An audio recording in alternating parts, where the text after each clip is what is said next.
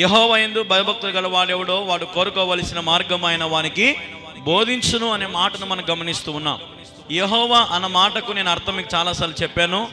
యెహోవా అన్న మాటకు అర్థం నేను ఉన్నవాడను, శాశ్వతమైనటువంటి దేవుడను అనేటువంటి మాటను నేను మీకు చాలాసార్లు మరి తెలియపరుస్తూ వచ్చాను. దేవుడు అంటే మీ అందరికీ తెలుసు, గాడ్.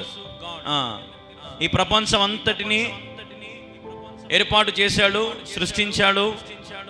ప్రతి మానవుల కొరకు ఆయన క్షేమము, ఆయన మనకు క్షేమం కలుగునట్లుగా ఆయన మన నిమిత్తమై తన కుమారుని మన కొరకు ఈ లోకానికి పంపించాడు. మనందరికి బాగా తెలుసు, తన కుమారుని మనందరి పాపముల విషయమై మన కొరకు ఆయన రక్తము కూడా కార్చాడు. సమయంలో దేవుడు తన ప్రజలతో, తన బిడ్డలతో మాట్లాడాలని ఆశపడుతున్నాడు. ఏంటంటే, యెహోవా యందు ఎవరైతే భయభక్తులు కలిగి ఉంటారో అనంట,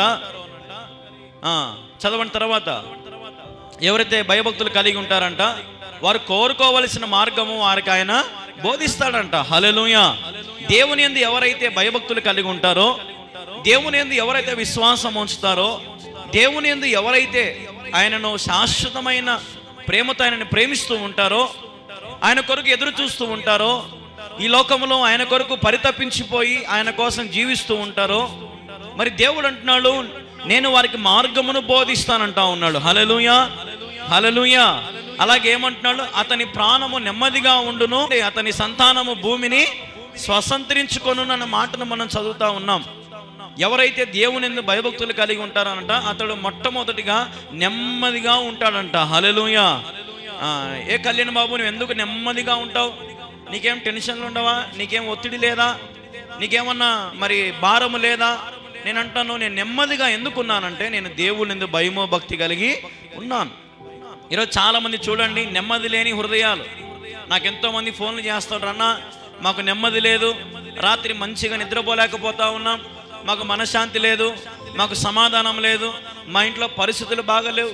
ఎందుకంటారంటే ఈ మాటలన్నీ వారికి దేవుని యందు భయము భక్తి లేదు కాబట్టి ఇవన్నీ జరుగుతాయి. ఇదిగో ఈరోజున ప్రభు మనతో మాట్లాడుతూ ఉన్నాడు.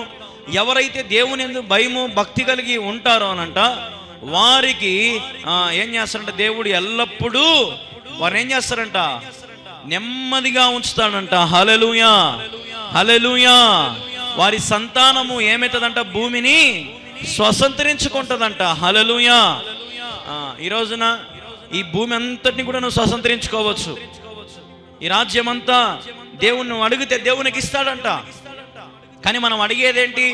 ఈ లోకానుసారమైనవన్నీ మనం దేవుని అడుగుతూ ఉన్నాం. అందుకే మనం దేవుని ద్వారా జవాబు పొందుకోలేకపోతా ఉన్నాం. నెమ్మది కోల్పోతా ఉన్నాం, ఆరోగ్యం కోల్పోతా ఉన్నాం, సమస్తము కోల్పోతా ఉన్నాం. అందుకే దేవుడు అంటున్నాడు, నువ్వు నా యందు భయము భక్తి కలిగి నువ్వు ఉంటే నేను నీకు నీ మార్గము నీకు తెలియపరుస్తా. నువ్వు ఏ దారిలో పోతే నీకు క్షేమమో నేను చెప్తా. నువ్వు ఏ దారిలో ప్రయాణం చేస్తే, ఏ దారిలో నడిస్తే నీకు బాగుంటుంది నేను నీకు బోధిస్తాను బిడ్డ.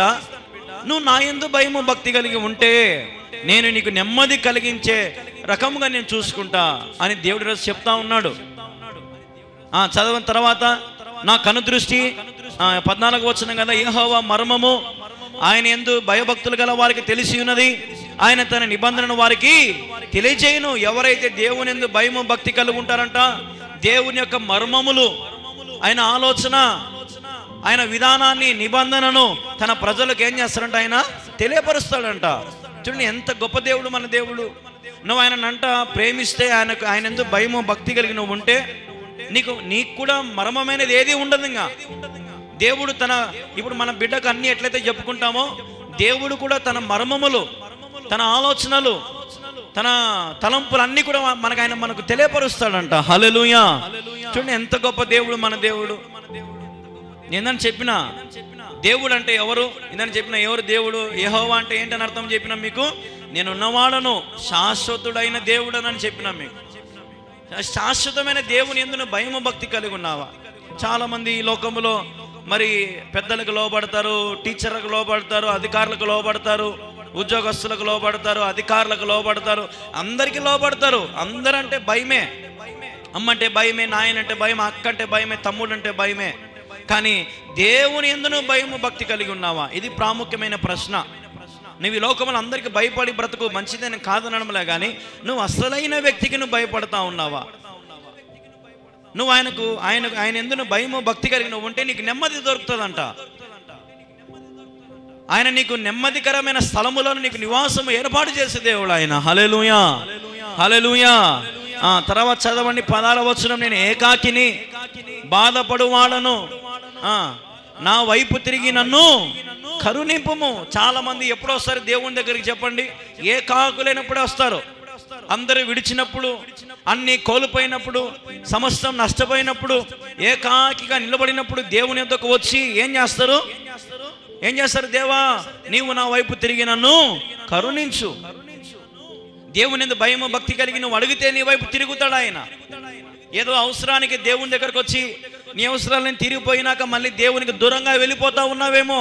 ప్రియ చెల్లి, ప్రియ తమ్ముడు, ఇదిగో ప్రభు అంటున్నాడు, నువ్వు ఏకాకివైనప్పుడు నువ్వు దేవుణ్ణి అడిగితే ఆయన నీ వైపు తిరగాలంటే, ఆయన నిన్ను కరుణించాలంటే నువ్వు ఎల్లప్పుడూ ఆయన యందు భయము భక్తి కలిగి, విశ్వాసము కలిగి, ఆయన యందు నువ్వు ప్రేమ కలిగి నీవు ఈ లోకంలో జీవించాలా. హల్లెలూయా, హల్లెలూయా. తర్వాత చూడండి 17వ వచనం, నా హృదయ వేదనలు అతి విస్తారములు, ఇక్కట్టుల నుండి నన్ను విడిపించుము. చాలా మంది చెప్తా ఉంటారు ఈ మాటలు, అన్నా నా హృదయంలో ఎంతో బాధ ఉంది, నా బిడ్డ ద్వారా ఎంతో బాధ ఉంది, నా తాగుడుబోతు భర్త ద్వారా నాకు ఎంతో బాధ ఉంది, నా భార్య ద్వారా నాకు ఎంతో బాధ ఉంది కదా. చెప్పలేని వేదనలు ఎంతో మందిని పట్టి పీడిస్తూ ఉన్నాయి. ఎన్నో ఇక్కట్లలో, ఎన్నో శ్రమల్లో, ఎన్నో వ్యాధుల్లో, ఎన్నో బాధల్లో ఈరోజు సమస్త మానవులు బాధపడతా ఉన్నారు, అనుభవిస్తూ ఉన్నారు. వేదనతో గుండె రగిలిపోతా ఉంది. ఇదిగో ఒక పాట కూడా ఉంది కదా, వేదనతో గుండె రగులుచున్నది అనే పాట కూడా ఏఆర్ స్టీవెన్సన్ గారు రాసినారు. మన వేదన మనం పొందినప్పుడు నీకు నివారణ రావాలంటే నువ్వు దేవుని యొద్దకు రావాలా. ఈ లోకంలో నేను ఎవరు కరుణించినా కరుణించకపోయినా, ఎన్నోసార్లు చెప్తా, అన్ని దిక్కులు మోసుకుపోయినా నీకంటూ ఒక దిక్కు ఉంది. ఆయన పేరే నజరుడైన యేసుక్రీస్తు ప్రభు. హల్లెలూయా, హల్లెలూయా. నీ బాధ, నీ వేదన దేవునికి తెలుసు. నీ విస్తారమైనటువంటి కష్ట నష్టాలని దేవునికి తెలుసు. తీరలేని బాధలని దేవునికి తెలుసు. తీరలేని కష్టాలని దేవునికి తెలుసు. అన్నిటినీ దేవుని కాపాడుతాడండి ఖచ్చితంగా. దేవునిని విడిపిస్తాడండి ఖచ్చితంగా. నువ్వు ఆయన యందు భయము భక్తి కలిగి ఉన్న దాంట్లో నమ్మకంగా ఉండి దేవుని సన్నిధిని ప్రేమిస్తూ, దైవదాసులకు లోబడి, సంఘానికి లోబడి, శత్రులను ప్రేమిస్తూ, దైవ సన్నిధిని ప్రేమిస్తూ, దేవుని కొరకు ఆరాటపడే వ్యక్తిగా నువ్వు ఉన్నట్లయితే ఎందుకు కరుణించడు ఆయన? ఎందుకు నీకు నెమ్మది కలిగించడు ఆయన? ఏమి ఉన్నా ఏమి లేకపోయినా ఈరోజు నీకు నెమ్మది లేదా, మనశ్శాంతి లేదా, ఇదిగో ప్రభు యొద్దకు రా, ఆయన నీకు నెమ్మదిని, విశ్రాంతిని ఆయన కలుగు చేస్తానని వాక్యం సెలవిస్తూ ఉంది. ఇదే విశ్రాంతి దినం, ఇదే అనుకూలమైన సమయం. ప్రభు యొద్దకు వస్తే మీకు విశ్రాంతి దొరుకుతుంది. ప్రయాసపడి పాప భారం మోసుకొచ్చుతున్న సమస్త జనులారా నా యొద్దకు రండి, నేను మీకు ఏమి ఇస్తా అంటున్నాడు ఆయన? విశ్రాంతిని ఇస్తా అంటున్నాడు ఆయన. హల్లెలూయా. ఈ లోకంలో ఎంతో మంది ధనవంతులు ఉన్నారు. మీకు తెలిసినటువంటి ఎంతో మంది కోటీశ్వరులు ఉంటారు కదా. ఒకసారి వాళ్ళ దగ్గరికి వెళ్ళి, ఏమయ్యా నువ్వు నెమ్మదిగా ఉన్నావా? ఏమయ్యా నీ దగ్గర డబ్బు చాలా ఉంది కదా, నువ్వు బాగా రాత్రిపూట నిద్రపోతున్నావా? ఏమ్మా నీకు భూములు, బుట్టలు, బంగారాలు అన్నీ ఉన్నాయి కదా, నీకు ఆరోగ్యము, శక్తి, బలం అన్నీ ఉన్నాయి అని అడిగి చూడండి. ఏం చెప్తారు వాళ్ళు? మా దగ్గర అన్నీ ఉన్నాయి కానీ ఆరోగ్యం లేదమ్మా. ఇది దేవుడు నమ్మిన బిడ్డలకు, ఆయన ఆశ్రయించిన బిడ్డలకు నిజంగా దేవుడు ఇక్కట్లలో నుండి వారిని ఏం చేస్తాడంటే దేవుడు వారిని విడిపిస్తాడంట. హల్లెలూయా. అదే మనం చదివినాం కదా, ఇక్కట్లో నుండి నన్ను విడిపింపుము. ప్రార్థన చేయండి, ఇట్లా దేవుణ్ణి అడగండి. దేవునికి ఇట్లా, ప్రభా నేను ఇక్కట్లలో ఉన్నానయ్యా, అయ్యా నేను శ్రమల్లో ఉన్నానయ్యా, నన్ను విడిపిస్తావా? నన్ను విడిపించగల దేవుడు నీవొక్కడవే, నాకు సహాయం చేయగల దేవుడు నీవొక్కడవే, నన్ను కాపాడేవాడు నీవొక్కడవే. నీదిగా ఇక మీదటి నుండి ఎందు భయము భక్తి కలిగి జీవిస్తాను. నాకు నెమ్మది కలిగింపజేస్తావా? నాకు క్షేమము కలిగింపజేస్తావా? నన్ను కరుణిస్తావా? నా వైపు తిరిగి నాకు తోడుగా ఉంటావా అని అడగండి దేవుణ్ణి. ఈ కీర్తనకారుడు ఎంత చక్కగా రాశాడు. మన కోసమే ఈ ప్రసంగం ఈ రోజున. తర్వాత చదవండి 18వ వచనం చదవండి. నా బాధను వేదనను కనుగొనుము, నా పాపములన్నిటినీ క్షమించుము. వాడు పాపములు చేశాడు కాబట్టే ఏం కలిగింది? బాధ, వేదన. ఈరోజు ఎంతో మంది పాప బ్రతుకులో జీవించే వారిని చూడండి. ఎంతో వేదన, ఎంతో బాధ. అన్నా తెలుసో తెలియక తప్పు చేసినా నన్ను దేవుడు క్షమిస్తాడా అని ఏడ్చి బోర్న ఫోన్ చేసే వాళ్ళు ఎంతమంది ఉన్నారండి నాకు. అన్నా నేను మరి నా భర్తను మోసగిస్తా ఉన్నానన్నా, మరి దేవుడు నన్ను క్షమిస్తాడా? అన్నా తెలుసో తెలియక పాపములో పడిపోయాను, దేవుడు నన్ను క్షమిస్తాడా అని వేదనతో బాధతో ఎంతమంది ఉన్నారండి. ఇదే ఈరోజు ప్రభు అంటున్నాడు, నీ పాపమును దేవుడు క్షమిస్తాడు. హల్లెలూయా. నమ్మిన వారు దేవునికి స్తోత్రం చెబుదామండి, చేతులు పైకెత్తి. హల్లెలూయా, హల్లెలూయా. దేవుడు ఖచ్చితంగా కరుణిస్తాడు. ఆయన ప్రతి ఒక్కరిని ప్రేమించేవాడు. ఆయన ఏ తారతమ్యం ఏం లేదు, భేదం ఏమి లేదు, రంగు ఏం భేదం లేదు. నువ్వు పొడుగొడవనో పొట్టోడవనో, నేను నల్లని దానివనో తెల్లని దానివనో ఏది లేదు ఆయనకి భేదం. నువ్వు ఆయనను ప్రేమిస్తే, ఆయన ఎందుకు భయము భక్తి కలిగి జీవిస్తే, నీ సంతానము నీ సంతతి ఈ భూమిని స్వతంత్రించుకొందురుగాక. హల్లెలూయా, హల్లెలూయా. ఈరోజు ఏమి లేదని దిగులు పడాకని, ఏంది ఇంకా ఈ పాత ఇళ్ళే ఈ గుడిసెలోనే బతుకు మాది, ఇదే పేదరికము, ఇదే బోకులు, ఇవే అంట్లు, ఇవే తిండి, మేమెప్పుడు బాగా బతుకుతామో, మేమెప్పుడు ఇల్లు కట్టుకుంటామో, మేమెప్పుడు బండి కొనుక్కుంటామో, మేమెప్పుడు కారు కొంటామో, మాకెప్పుడు ఉద్యోగాలు వస్తాయో రావో, నా పిల్లలు బాగుపడతారో బాగుపడరో, నా భర్త మారుతాడో మారడో చింతించద్దు. ప్రభు మీద భయము భక్తి కలిగి ఆయనతో అడుగులు వేస్తూ వెళ్ళిపో. వెనుక తిరిగి చూసుకోవద్దు. బాధ వెంట ఏమొస్తుంది? నీకు నవ్వు వస్తుందంట. హల్లెలూయా. నిన్ను సిగ్గుపరిచే దేవుడు కాదు, నిన్ను అవమానపరిచే దేవుడు కాదు మన నమ్మిన దేవుడు. నిన్ను ఉన్నత స్థలం మీద నిలబెట్టాలని ఆశపడే దేవుడు ఆయన. హల్లెలూయా. ఈరోజు నీ పరిస్థితి చూసి దిగులు పడద్దు, డీలా పడిపోవద్దు. ఇంతేలే, ఇంకా ఎంత భక్తి చేసినా ఇంతే కదా అనుకోవద్దు. భక్తిలో రెట్టింపు పెంచు. ఇప్పుడు బండిలో 1 లీటర్ పెట్రోల్ పోసినాం అనుకో, ఎంత దూరం పోవచ్చు? ఒక 50 కిలోమీటర్లు పోవచ్చు. అదే ఫుల్ ట్యాంక్ పోసినాం అనుకో, ఎంత దూరం పోవచ్చు? ఒక 500-600 కిలోమీటర్లు పోవచ్చు. ఫుల్ ట్యాంక్ ఉంటే ఎక్కువ దూరం పోతామా? 1 లీటర్ ఉంటే ఎక్కువ దూరం పోతామా? ఫుల్ ట్యాంక్ ఉంటేనే ఎక్కువ దూరం పోతాం. మన జీవితంలో భక్తి కూడా ఫుల్ ట్యాంక్ ఉండాలా, విశ్వాసం అనేది ఫుల్ ట్యాంక్ ఉండాలా. దేవుని చెయ్యి పట్టుకున్నాక వెనక్కి తిరిగి చూడకుండా ఆయనతో పాటు పోతూనే ఉండాలా. దారులు పోతాయి, గచ్చులు పోతాయి, పనికిరాని ఊర్లు పోతాయి, ఏ దానికి తరంగానటువంటివన్నీ పోతా ఉంటాయి వెనకల. తర్వాత గమ్యం నువ్వు చేరుకున్నాక అద్భుతంగా నీకుంటది. హల్లెలూయా, హల్లెలూయా. ఇప్పుడు మీరు ఉదాహరణకి కడప నుంచి హైదరాబాద్కు పోయే దారి మనం చూస్తే గిన, కడప నుంచి హైదరాబాద్ పోయేంత వరకు అన్ని పొలాలు, ఊర్లు, పల్లెటూర్లు, సిటీలు, టౌన్లు, బస్ స్టాండ్లు, అన్ని కొండలు, లోయలు, బ్రిడ్జులు అన్నీ కనపడతాయి. ఎప్పుడైతే హైదరాబాద్కి ఎంటర్ అవుతామో పెద్ద పెద్ద బిల్డింగ్లు కనపడతాయి, పెద్ద పెద్ద లైట్లు, అద్భుతంగా, చాలా సొగసుగా, చాలా ఆశ్చర్యరీతిగా ఆ పట్టణం అంతా బాగుంటుంది. అప్పుడు మనము వచ్చిన దారంతా మర్చిపోమా? దాన్ని చూడగానే చెప్పాలా? మర్చిపోతాం. నేను ఆ కొండగాల ఫోటో దిగినా, ఆ కొండే బాగుంది బా ఈ హైదరాబాద్ కంటే అంటామా? అన్నాం. ఒకసారి ప్రయాణం స్టార్ట్ చేసినాక గమ్యము వరకు వెళ్ళడానికి ఇష్టపడండి. హల్లెలూయా.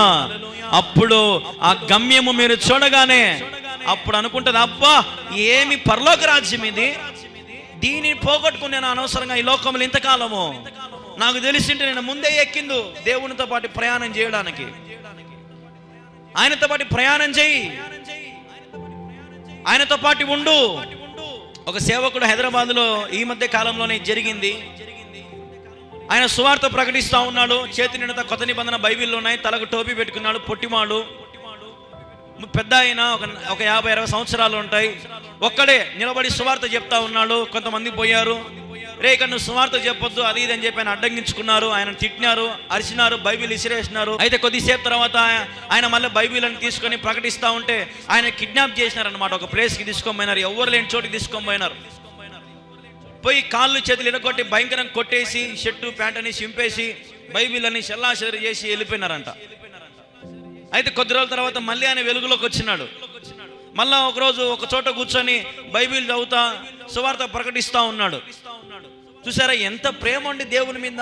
కొట్టించుకున్నా, తిట్టించుకున్నా, అవమానపరచబడినా, ఒకవేళ తను చనిపోయేవాడనేమో, పెద్దవాడు ఒక గుద్దుతే ఏముందని చచ్చిపోతారు కదా చాలా మంది. తిట్టించుకున్నాడు, కొట్టించుకున్నాడు, ఎంతో ప్రయాసపడినాడు అండి ఆయన. మళ్ళీ కూడా ఏం చేస్తున్నాడు? దేవుని ప్రేమను ఎందుకంటే ఆయన గమ్యం ఎక్కడుంది? ఏ దాని మీద తన కనుదృష్టి ఉంది? పరలోకం మీద కనుదృష్టి ఉంది. నేను చనిపోయేలోపు ఒక్కరినైనా మార్చుకోవాలని ఆశపడతా ఉన్నాడు. తర్వాత చదవండి 19వ వచనం, నా శత్రువులు చూడుము, వారు అనేకులు, క్రూర ద్వేషముతో వారు నన్ను ద్వేషించుచున్నారు. నేను నీ శరణుజొచ్చి ఉన్నాను, నన్ను సిగ్గుపడనీయకము, నా ప్రాణము కాపాడము, నన్ను రక్షింపుము. హల్లెలూయా, హల్లెలూయా. నువ్వు దేవుని కోసం ఆరాటపడుతూ ఉంటే, దేవుని కోసం ప్రయాసపడుతూ ఉంటే, నీ జీవితాన్ని ప్రభువుకు అప్పగించుకొని ప్రభు కోసం బ్రతుకుతూ ఉంటే, నీకెవరు మిత్రులు రారు, శత్రువులు వస్తారు, అనేకులు వస్తారు.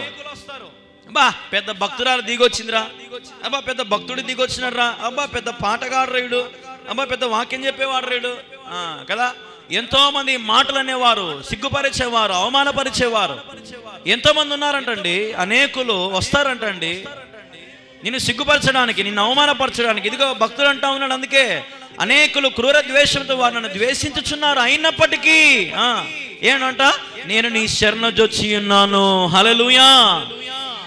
ఎందరు నిన్ను విడిచినా, ఎందరు నిన్ను ద్వేషించినా, ఎందరు నిన్ను అవమానపరిచినా, దేవుని మాత్రం ఎప్పుడు వేడుకుంటూనే ఉండు. హల్లెలూయా. దేవునితో ఎప్పుడు సంబంధం కలిగి ఉండు, దేవునితో ఎప్పుడు మరి ఒడంబడిక కలిగి ఉండు. ఒక నిబంధన, ఒక ప్రమాణము కలిగి దేవునితోనే బ్రతకండి. నిన్ను ద్వేషించిన వారి కొరకు ప్రార్థన చేయి, నీ శత్రువులను ప్రేమించు, అనేకుల కొరకు విస్తారంగా ప్రయాసపడు.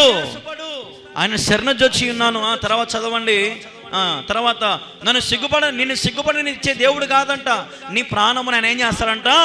కాపాడుతాడంట. హల్లెలూయా. నిన్ను రక్షిస్తాడంట. హల్లెలూయా.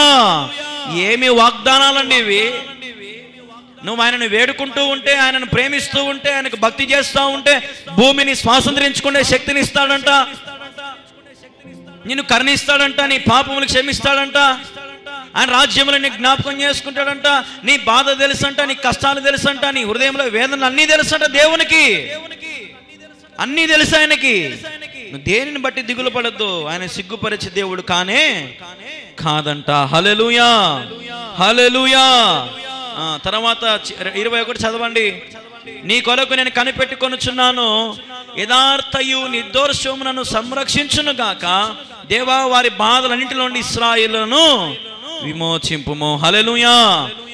నేను నీ కొరకు కనిపెట్టుకుంటున్నాను దేవా, యథార్థంగా బ్రతికాను ప్రభా, ఈ లోకంలో నిర్దోషముగా బ్రతికాను ప్రభా, నన్ను సంరక్షించుకోవడానికి సహాయం చేయనైనా, నీ ప్రజలను విమోచించుతాను, నన్ను విమోచించునైనా, బాధలంటే నన్ను విమోచించు దేవా అని అడుగుతున్నారు దేవుని. ఇలాగ అడగాల దేవుని. ప్రభా, నేను నీ కొరకే కనిపెట్టుకున్నాను నాయనా, నువ్వు ఒక్కడవే నాకు సహాయం చేస్తావు, నాకు తెలుసునైనా. నాకెవరు లేరునైనా సహాయం చేసేవాళ్ళు, నాకెవరూ లేరు ప్రభా సహకరించేవారు, నాకెవరు లేరు ప్రభా నన్ను ప్రేమగా పలకరించేవారు. నాకు నువ్వు సహాయం చేస్తావా? ఒకరోజు ఒక అనాథ, దిక్కులేనటువంటి పిల్లోడు ఒక సాక్షిని చెప్పినాడు. యూట్యూబ్లో కూడా ఉంది ఆ సాక్షి, నేను విన్నా. అయితే నా కళ్ళలో నీళ్ళు గారిపోయినాయి.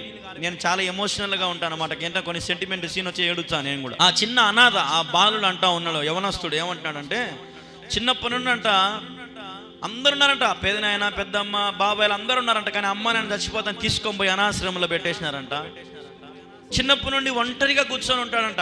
ఆలోచన అంట, మా అమ్మమ్మ నన్ను చచ్చిపోతానే, నేను ఎవరికి అవసరం రాలేదా? మా అమ్మమ్మ నన్ను చచ్చిపోతానే, నన్ను అందరు తెచ్చి వదిలిపెట్టినారే అని మనుషులతో మాట్లాడడం మానేసినాడంట.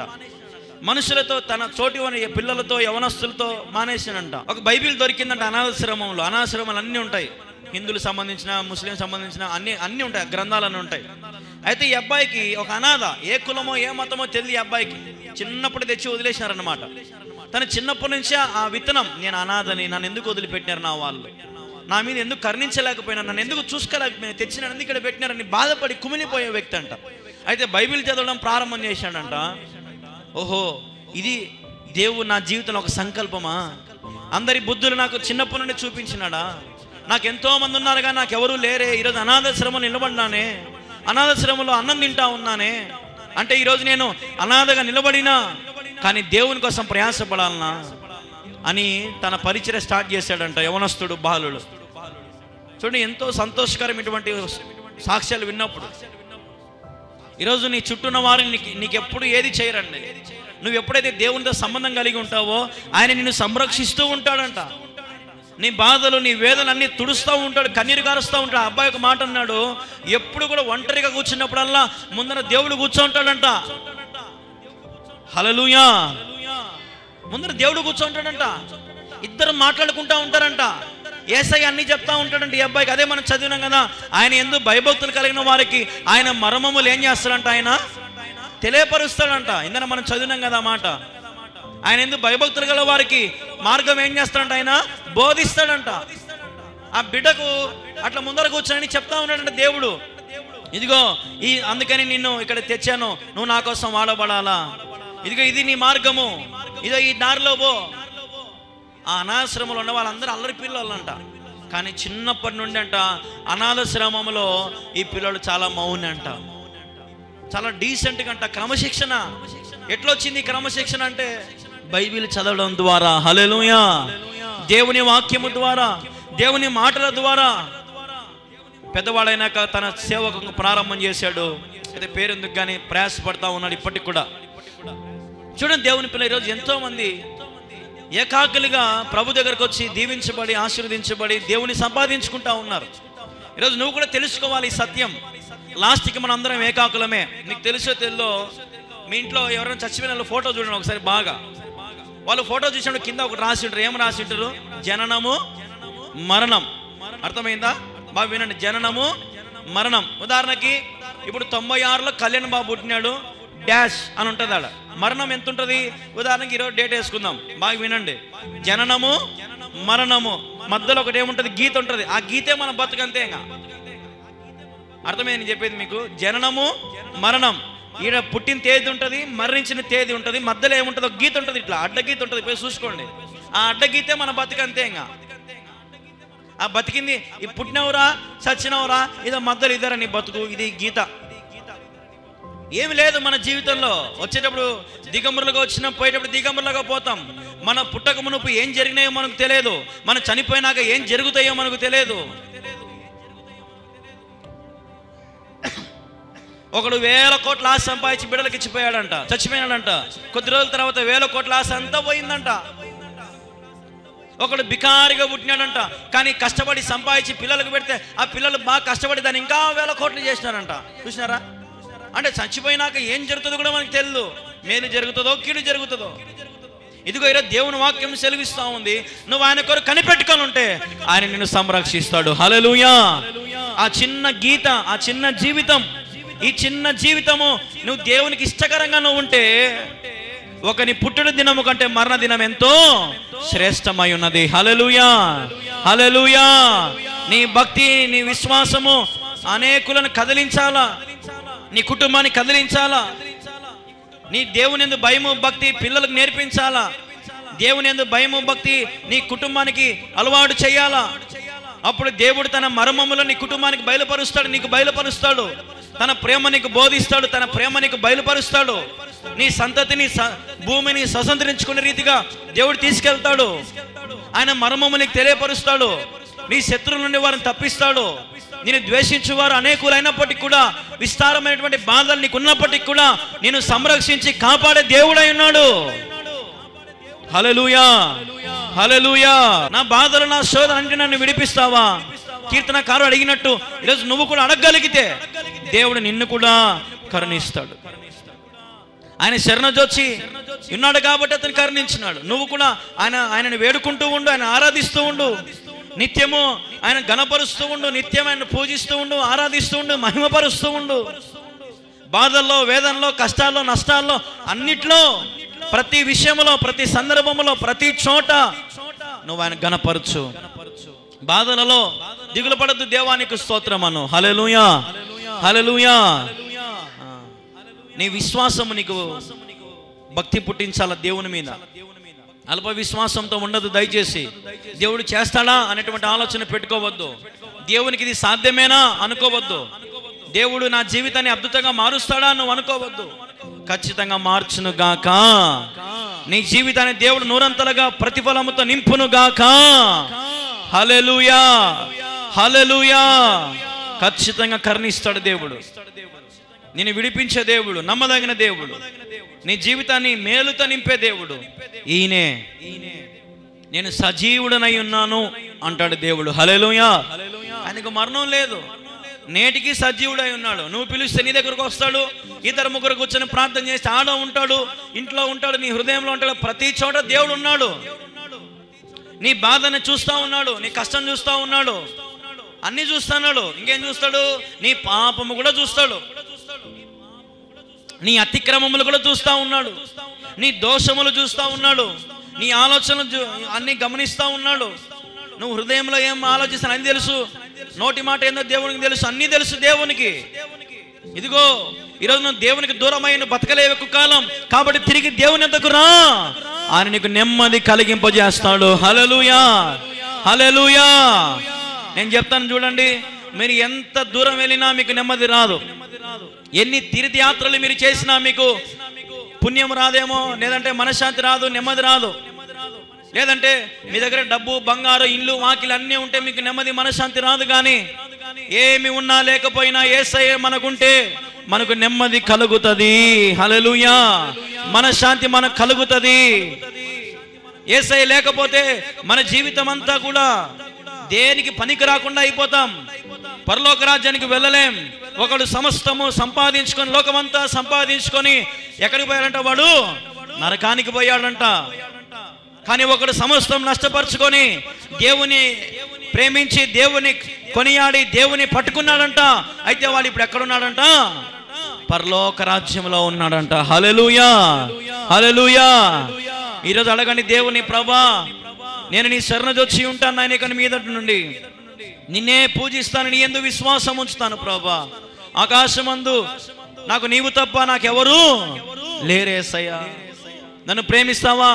నా వైపు తిరుగుతావా నాయనా? నేను ఘోర పాపిని, నా పాపములను నా పాపములను నన్ను విడిపిస్తావా?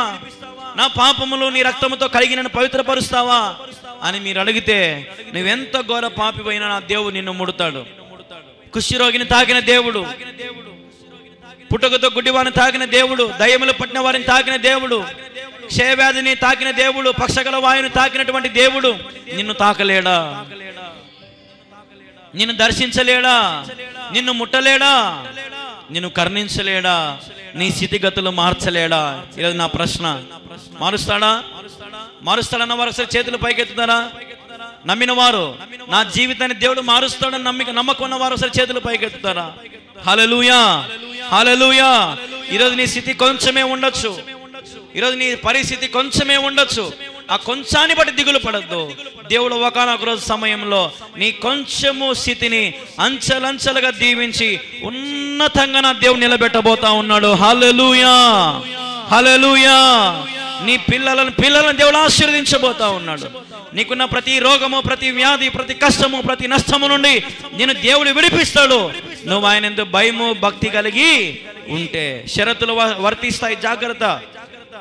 నువ్వు ఆయన యందు భయము, భక్తి లేకుండా ఊరికి వచ్చిమమ్మ పోతిమమ్మ, ఒక పాట పాడాము, ఒక వాక్యం విన్నాను, మందిరానికి వచ్చాను, కూర్చున్నాను, పోయానంటే నేను దేవుడు కరుణిస్తాడు అనుకుంటున్నావేమో.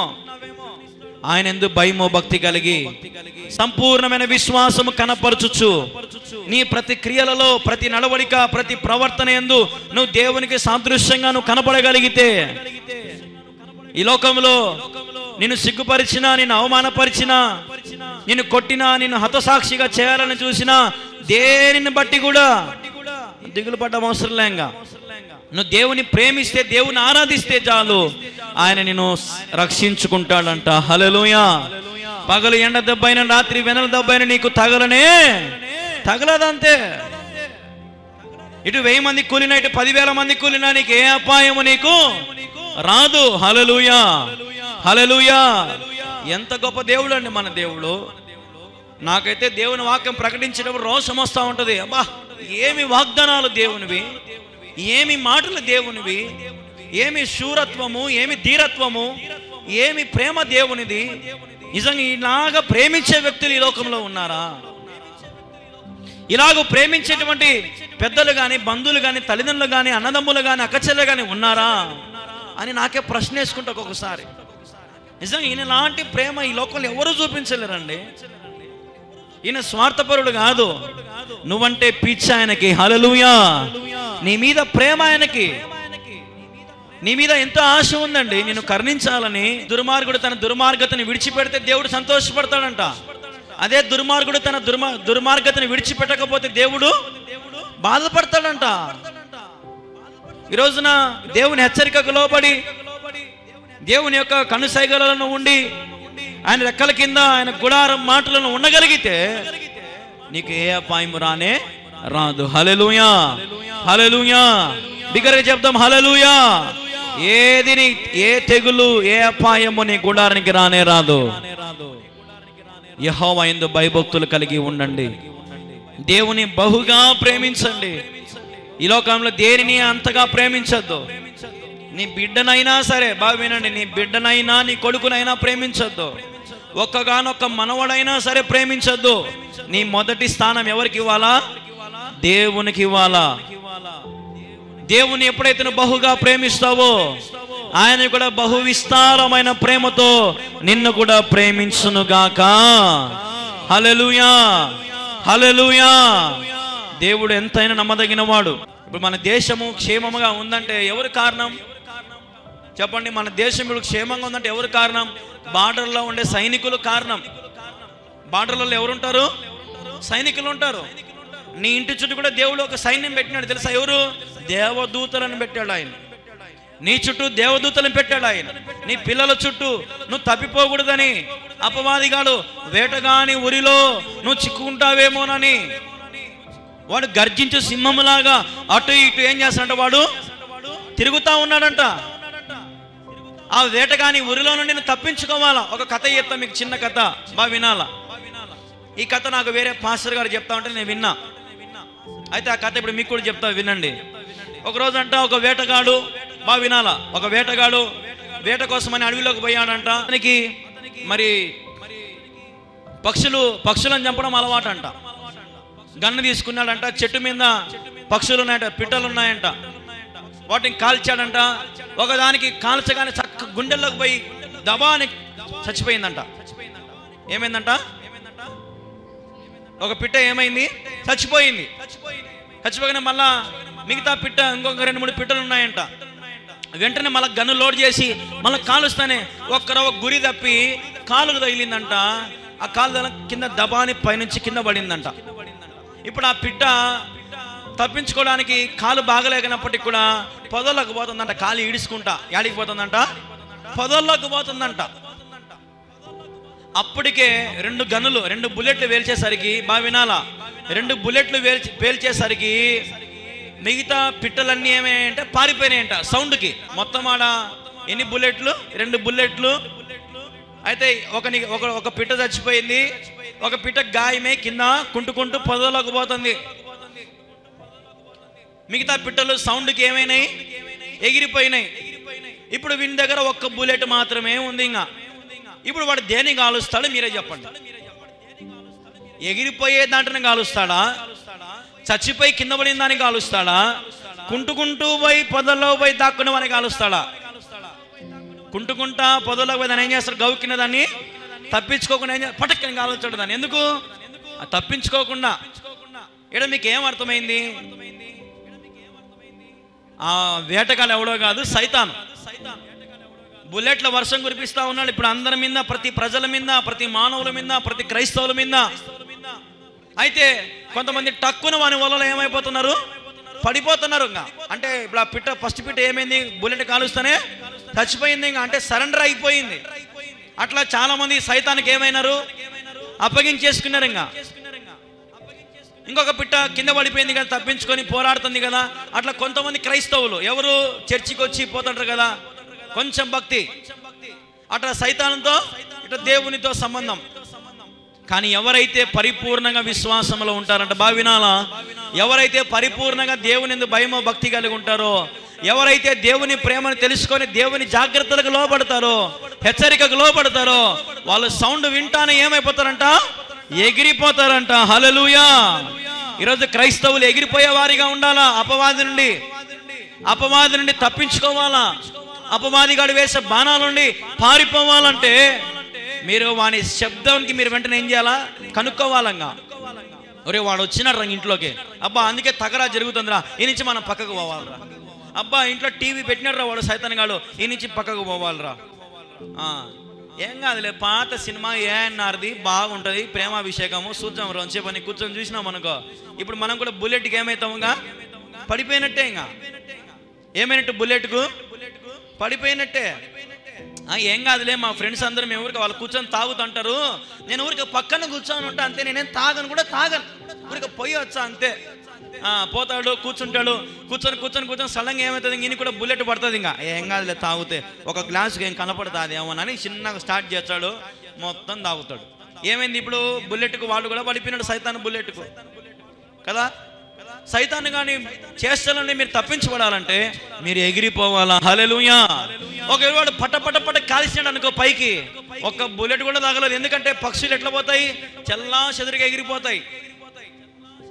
ఈ రోజున వాడు గురి కలిగి నీ వైపు చూస్తూ ఉన్నాడు, వాడు నీ జోలికి రాకూడదంటే నువ్వేం చేయాలా? ఎగిరిపోయే వ్యక్తిగా ఉండాలా, దేవుని సంబంధిగా ఉండాలా, దేవుని యందు పరిపూర్ణమైన విశ్వాసం కలిగి ఉండాలా. అప్పుడు దేవుడు నిన్ను కరుణిస్తాడు. హల్లెలూయా. ప్రతి ఆపద నుండి తప్పిస్తాడు, ప్రతి కష్టము నుండి తప్పిస్తాడు. రాబోయే కష్టకాలాన్ని నీకు ముందే తెలియపరుస్తాడు. మనం చదివినాం ఇందానే, ముందే ఆయన మర్మము నీకు తెలియపరుస్తాడు, అన్నీ కూడా నీకు బోధిస్తూ ఉంటాడు ఆయన. నువ్వు జ్ఞానంగా ఉంటే, భక్తి కలిగి ఉంటే, విశ్వాసం కలిగి ఉంటే నీకు నెమ్మదిని ఇస్తాడు, మనశ్శాంతి ఇస్తాడు, ఆరోగ్యం ఇస్తాడు, అన్నీ ఇస్తాడు దేవుడు. ఏ మేలు నీ కొదవా చేయడు. ఆయన నమ్మిన బిడ్డలను ఆయన సిగ్గుపరిచే దేవుడుగానే కాదు, ఆయన ఎందుకు విశ్వాసం ఉంచిన బిడ్డలను ఆయన తృణీకరించే దేవుడు కానే కాదు. కాబట్టి ఈ ప్రసంగం ద్వారా దేవుడు మిమ్మల్ని కరుణించాలని ఆశపడతా ఉన్నాను. మీరందరూ కూడా దేవుని మీద పరిపూర్ణంగా విశ్వాసం ఉంచి దేవుని వద్దకు వచ్చేసేయండి. ఈ లోకంలో నుంచి వేరై లోకానుసరణ జీవితాన్ని జీవించకుండా లోకం నుంచి తప్పించుకొని లోకం నుండి పారిపోయి దేవుని వద్దకు రండి. దేవుడు మీకు క్షేమం కలుగు చేస్తాడు. ఈయన నిజమైన దేవుడు. లోకంలో ఏది ఉన్నా లేక నేను చెప్తా చూడండి, యేసు ప్రభు మాత్రం ఎప్పటికీ ఉన్నవాడే. ఈయనే నిజమైన దేవుడు. హల్లెలూయా. కలిగినది ఏది ఈయన లేకుండా కలగలేదంతే. నువ్వు ఆయనను మాత్రమే పూజించు, ఆయనను మాత్రమే ఆరాధించు, అప్పుడు నీ కుటుంబము ఆయన ఈ భూమిని స్వతంత్రించుకునే గొప్ప ధన్యత నీకు ఇస్తాడు. ఆయన శరణజొచ్చి ఉండు. బాధల్లో వేదనలో అన్నిట్లో కూడా దేవుని చేతిని ఎప్పటికీ విడిచిపెట్టద్దు. దేవుని ఎల్లప్పుడూ స్తుతిస్తూనే ఉండు, ఎల్లప్పుడూ ఆరాధిస్తూనే ఉండు, ఎల్లప్పుడూ ఆయన నామాన్ని మహిమపరుస్తూ ఉండు. ఆయన కూడా నిన్ను ప్రేమిస్తూనే ఉంటాడు. దేవుడి కొద్ది మాటలను దీవించి ఆశీర్వదించును గాక. ఆమేన్, ఆమేన్, ఆమేన్. మోకరించండి. ప్రార్థన. మా ప్రియమైన యేసుక్రీస్తు ప్రభువా, నీకు వేలాది వందనములు, స్తోత్రములు తండ్రి. ఇదిగో ప్రభా, ఇంతవరకు నీ మాటలు విని ప్రభా ఎంతో అద్భుతమైనటువంటి సందేశముతో ప్రభా మమ్మల్ని బలపరిచిన విధానం బట్టి నీకు స్తోత్రము ప్రభా. ఎందరైతే మరి ఆలకించారు నాయన, ఆలకించిన ప్రతి మాట కూడా జ్ఞాపకం చేసుకోమని నీ స్థలంలో వేడుకుంటున్నాను తండ్రి. ప్రభా, నీ బిడ్డలందరూ కూడా విన్న వాక్యాన్ని ప్రభా మరి నెమరు వేసుకునే బిడ్డలుగా సహాయం చేయండి ప్రభా. వారు నీ వైపు చూచినట్లుగా, నీ యందు పరిపూర్ణమైన భయము భక్తి కలిగి నివసించినట్లుగా, బ్రతుకున్నట్లుగా, నీ యందు పరిపూర్ణమైన విశ్వాసం కనపరచినట్లుగా కృపతో నింపమని వేడుకొనిచున్నాను తండ్రి. నీవు చేసిన మేలులకు ఉపకారాలను బట్టి నిజంగా ఏమి ఇచ్చినానో నిరాన్ని మేము తీర్చుకోలేం ప్రభా. అన్ని వేళలలో అన్ని సమయాలలో తండ్రి నీవు మాకు చాలిన దేవునిగా ఉన్నందుకు నీకు స్తోత్రం. అందుని బట్టి నీకు మహిమ. మాకు కావాల్సిన ఆరోగ్యం, శక్తి, బలం మాకు కలిగించండి, నెమ్మది కలిగించండి, మనశ్శాంతి మాకు కలిగించండి. సమస్తము కూడా మాకు మేలే మీరు చేయమని నీ సన్నిధిలో బతిమాలుకుంటూ ఉన్నాను తండ్రి. నీవు నిజంగా నమ్మదగిన వాడవు, శాశ్వతమైన దేవుడవు. నీవు తప్ప మాకు నిజంగా ఎవరూ లేరు తండ్రి. నీవే మా దేవుడవు, నీవే మా రాజువు, నీవే మా ప్రభుడవు నాయన. ప్రభా, నీవు మాకుండగా నిజంగా ఈ లోకంలో ఏ కొదవో మాకుండదు నాయన. నిన్నే ప్రేమిస్తున్నాం, నిన్నే గణపరుస్తున్నాం తండ్రి. ఎన్ని సంభవించినా, ఎన్ని విపత్తులు సంభవించినా మా జీవితం చివరి క్షణం వరకు కూడా ప్రభా ఈ లోకంలో నీ బిడ్డలుగా మేము బ్రతుకున్నట్లుగా సహాయం చేయండి తండ్రి. ఏమి ఉన్నా ఏమి లేకపోయినా నీలో సంతోషించినట్లుగా, నీలో ఆనందించినట్లుగా మాకు సహాయం చేయమని నీ సన్నిధిలో వేడుకుంటున్నాను తండ్రి. నీ కృప మెండుగా కుమ్మరించమని, నీ బలమైన సన్నిధి మా ఎడల కుమ్మరించమని, వీక్షిస్తున్న ప్రతి ఒక్కరి మీద కుమ్మరించమని, ఎనలేని మహిమ ఘనత ప్రభావాలు నీకే ఆరోపించుకుంటూ అతి శ్రేష్టమైన యేసుక్రీస్తు నామములో ప్రార్థించి స్తుతించి అడిగి వేడుకొనొచ్చున్నాను తండ్రి. ఆమేన్, ఆమేన్, ఆమేన్.